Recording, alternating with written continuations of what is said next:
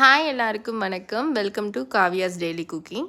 இன்றைக்கான குக்கிங் எபிசோடில் நல்ல ப்ரோட்டீன் அடை தோசை தேங்காய் சட்னியோடு செம்ம டேஸ்ட்டாக இருக்கும். வாங்க எப்படி பண்ணணுன்னு பார்க்கலாமா? அதுக்கு நான் இன்றைக்கி 2 விதமான கொண்டக்கடலையும் ஒரு டம்ளர் ஆட் பண்ணியிருக்கேன். அதே டம்ளரில் பச்சை பட்டாணி, அதே டம்ளரில் காஞ்ச பட்டாணியும் ஆட் பண்ணிக்கோங்க. அதே டம்ளரில் நான் இன்றைக்கி தோல் உளுந்து எடுத்திருக்கேன். கொஞ்சோண்டு வெந்தயம் போட்டு நல்லா வாஷ் பண்ணி எடுத்துருங்க. காரத்துக்கு தகுந்த மாதிரி ஒரு 5 காஞ்ச மிளகாய் போட்டு தண்ணி ஃபுல்லாக ஊற்றி ஓவர் நைட் சோக் பண்ணி எடுத்துக்கோங்க.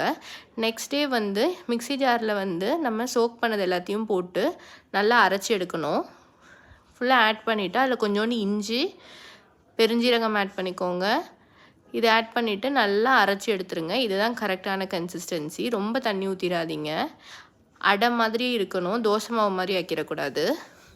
இதில் நான் ஒரு பெரிய வெங்காயம் ஆட் பண்ணியிருக்கேன். பச்சை மிளகா, கருவேப்பிலை, உப்பு தேவையான அளவு ஆட் பண்ணிக்கோங்க. பெருங்காயத்தூள் கொஞ்சோண்டு ஆட் பண்ணிக்கோங்க. இது எல்லாத்தையுமே நல்லா மிக்ஸ் பண்ணி விட்டுருங்க.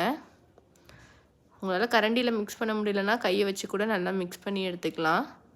நம்ம இந்த மாவை ஆட்டினோடனே தோசை சுட்டுடணும். அப்போ தான் டேஸ்ட்டு சூப்பராக இருக்கும்.